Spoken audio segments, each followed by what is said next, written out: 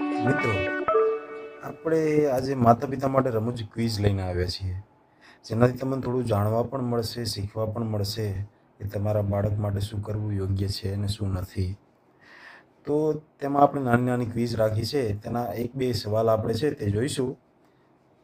તેમાં સૌથી પહેલું છે, શું 6 મહિનાથી નાના બાળકોને બહારથી પાણી આપવું જરૂરી છે? પહેલું છે હા, આપી શકીએ, અને બીજું છે ના, જરૂર નથી. તમારા મત પ્રમાણે શું હોઈ શકે? તો આમાં જવાબ એ આવશે કે ના, જરૂર નથી. નાના બાળકને બહારથી પાણી આપવું જરૂરી નથી. 6 મહિના સુધી નાના બાળકોને આપણે બહારથી પાણી આપવાની જરૂર પડતી નથી, કારણ કે 6 મહિનાથી નાનું બાળક હોય તેને આપણે પાવડર તરીકે, ન્યુટ્રિશન તરીકે દૂધ માટે પાવડર આપી શકીએ છીએ, અને બીજું કે માતાનું ધાવણમાંથી તે પૂરતા પ્રમાણમાં પોષણ લઈ શકે છે. તેથી બહુ જ જરૂરી હોય તો ડૉક્ટરની સલાહ વિના 6 મહિનાથી નાના બાળકોને પાણી અપાતું નથી.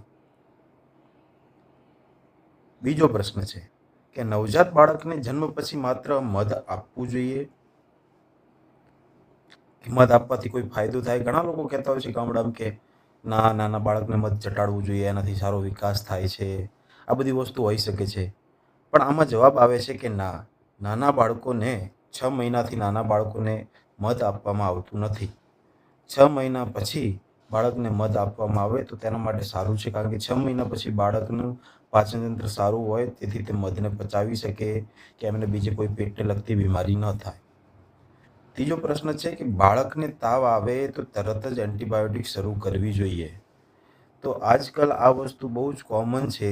ગામડાઓમાં તો સૌથી વધારે કે બાળકને શરદી થઈ છે, ખાંસી થઈ છે, તો તરત જ તેમના મા બાપ આવીને ડૉક્ટરને કહેશે કે ડૉક્ટર, અમારા છોકરાને તો વરાત થઈ છે, પાવડરવાળી બોટલ આપી દો. તો આ વસ્તુ તદ્દન ખોટી છે. નાની નાની વસ્તુઓ માટે, શરદી તાવ માટે તમે તમારા બાળકને જે આ એન્ટીબાયોટિક આપો છો તે આપવાની જરૂર હોતી નથી. તમે જો પહેલેથી જ તેમને એન્ટીબાયોટિક આપવાનું ચાલુ કરશો તો તમારા બાળકમાં ધીરે ધીરે ધીરે આ દવાઓ રેઝિસ્ટન્સ થઈ જશે, જે આગળ જતાં તે તમારા બાળકોમાં કામ કરશે નહીં. એટલે ગામડામાં રહેતા માતા પિતાને ખાસ વિનંતી છે કે તમારા બાળકને આવી એન્ટીબાયોટિક શરૂઆતમાં જ આપવાની બંધ કરી દો.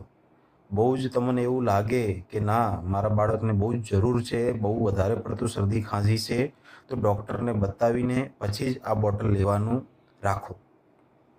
અને ચોથું કે બાળકને રોજ સૂર્યપ્રકાશમાં થોડો સમય રાખવો ફાયદાકારક છે.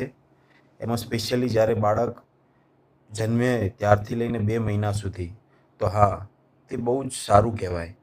નાના બાળક અત્યારે તો કોમનલી જેટલા પણ બાળક જન્મે છે તેમાં પીળિયાની અસર રહેવાની છે, કે જોન્ડિસ નાના બાળકોને હોઈ શકે છે.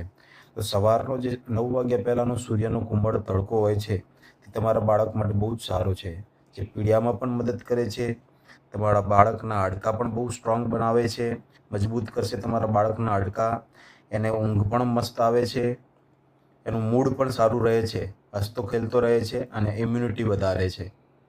આ 4 કોમન વસ્તુ હતી, આપણે એક નાની ક્વિઝ સ્વરૂપે જોઈ, જેથી તમે સમજી શકો અને તમારા બાળકમાં તમે આ વસ્તુ જોઈ સમજીને વિચારી શકો.